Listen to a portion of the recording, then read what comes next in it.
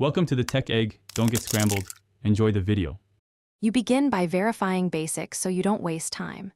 Check router and modem lights.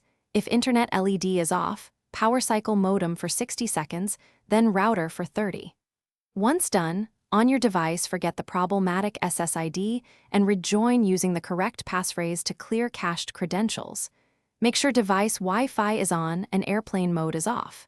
If using DHCP, confirm device set to obtain IP automatically, so the router can assign a valid address. You now diagnose addressing and name resolution to reveal hidden faults. Check your device IP and gateway with ipconfig or network settings if you have a 169.254.x address, renew DHCP lease or release then renew to get a proper address.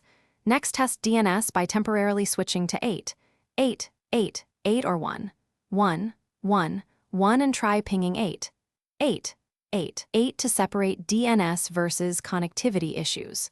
Finally, you finish by restoring known good network states while preserving necessary info. Perform a network reset on the device to clear drivers and stacks, restart and retest connectivity. If that fails and you've ruled out device problems, factory reset the router only after noting ISB PPPoE or VLAN settings so you can re-enter them. Once done, run traceroute and repeated pings to confirm internet paths are restored. If still stuck, provide those traceroute and ping outputs to your ISB for a targeted fix.